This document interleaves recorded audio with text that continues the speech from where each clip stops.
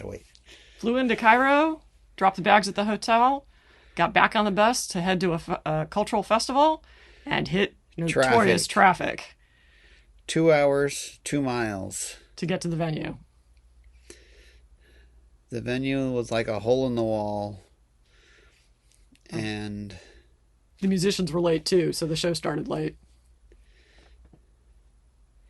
Traffic.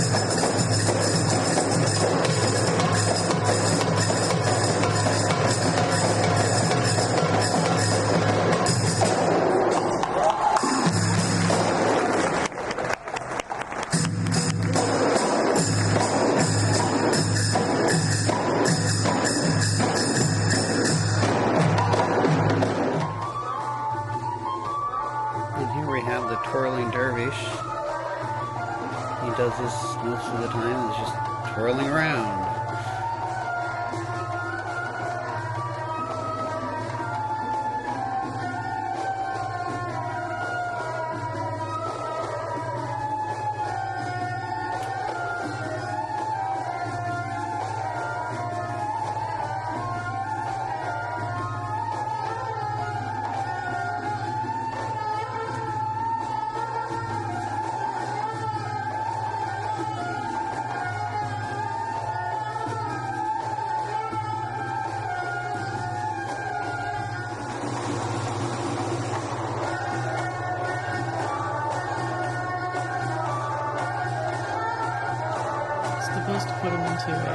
heightened state of ecstasy. And shed all the demons.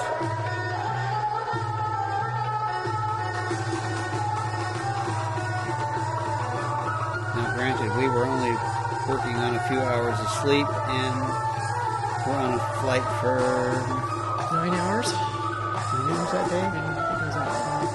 Dropped off at the hotel, got nothing done except put the bags in the room and freshened up the hair. Back on a bus for 2 hours and out. Then in the morning, we go out to the Giza Plateau and see the pyramids.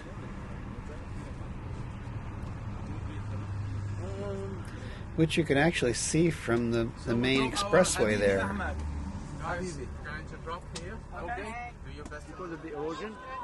Now we're up close and personal. Question, guys, very important question. Why the pyramid, this pyramid is here, in this location? Not here, not there, not there. That's where a lineup of stars. Excellent, bravo, wow. What the name of that star? North Pole is other side, bravo. But the Ceros is I-R-U-S. That star comes here every 70 days.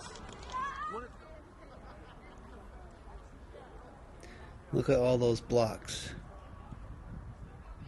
I thought they were all the same exact size, but they're not even close. Hand-hewn from the quarry near the Nile. And the Nile supposedly flooded every year, and the flood was not supposed to come up to this height, but afterwards it actually did. Here is some other tombs. And these are the capstones Which have been worn down. that would have covered all of those blocks all the way up, except people used them for... People came along and used them to build other houses and buildings, because why go quarry something that's already quarried when it's right there? And there was no guards then, because it's way after these people were entombed.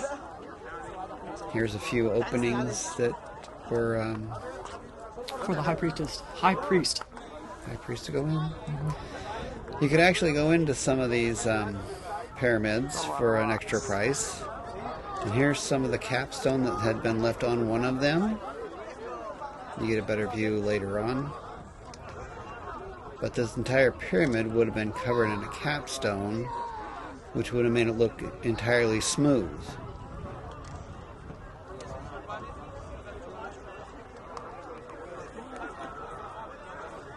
That's a lot of rock.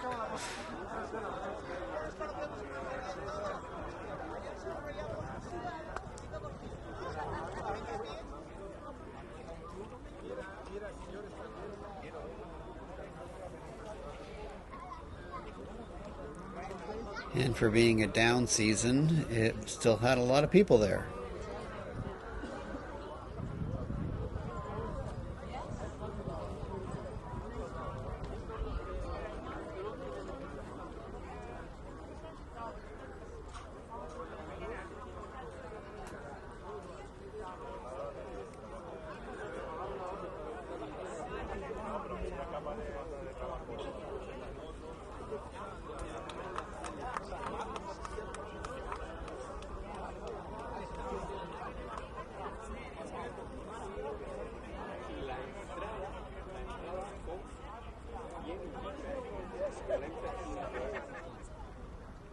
Made something Now the smaller pyramids were for grandchildren and great-grandchildren of lesser than the kings that were buried. They found out by the time that this is a very small amount of rock.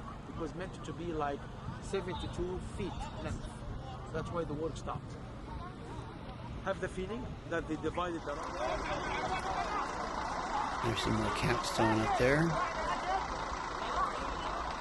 So only one of the pyramids actually had capstone left.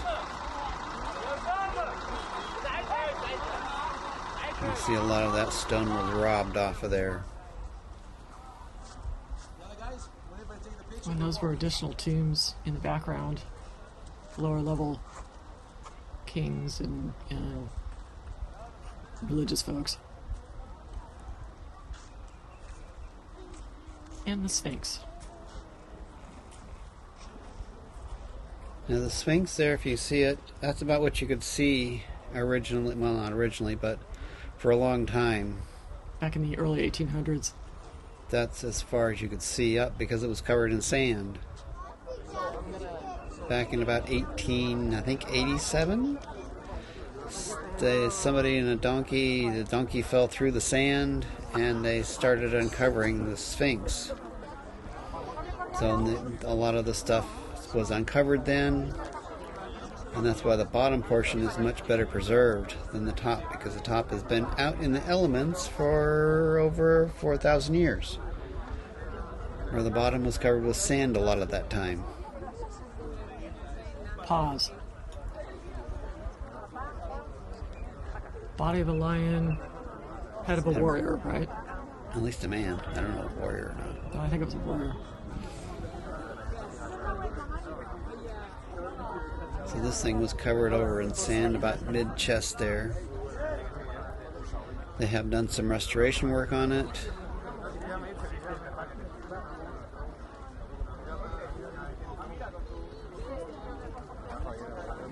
You can't actually get down into the area where the Sphinx is, but there was a good view of it. And here's where we had lunch. With a really cool view. That was the pyramids and the Sphinx. There's one more pyramid off to the right there you can catch a corner of. And the Sphinx.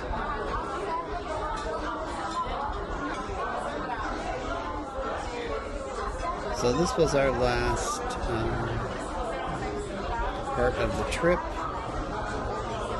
Do a little more now, but we had 9 COVID tests to get home. Here's the bazaar, the bus going by. We had lunch here where the buses just go by. Here she is in her candy shop, which is all the spices. This is us in the bus, actually taking off past where we had lunch to get out. Yeah, everybody has to go out this way to get out, and you're just driving through the bazaar very slowly because people have to part their way to get to have these buses go through.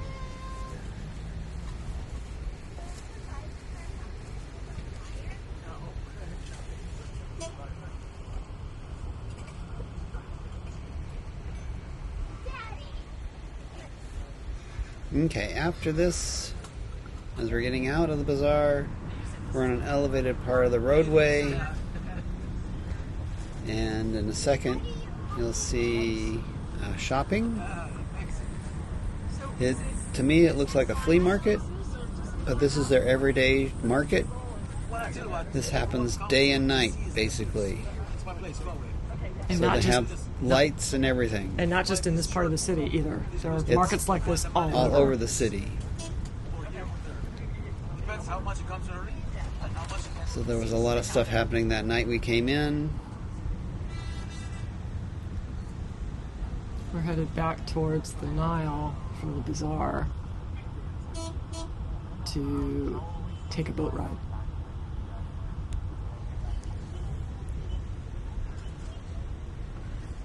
Now, we were supposed to be on a felucca. A felucca. Felucca. This is a sailing ship that's typical to the Nile. But there was no wind out, so they put us on a motorized boat similar to these. So we motored up the Nile and back down.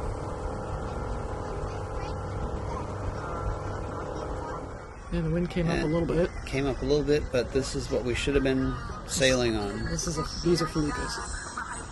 And you can see that the current is kind of taking those feluccas out. And hopefully they can make it back.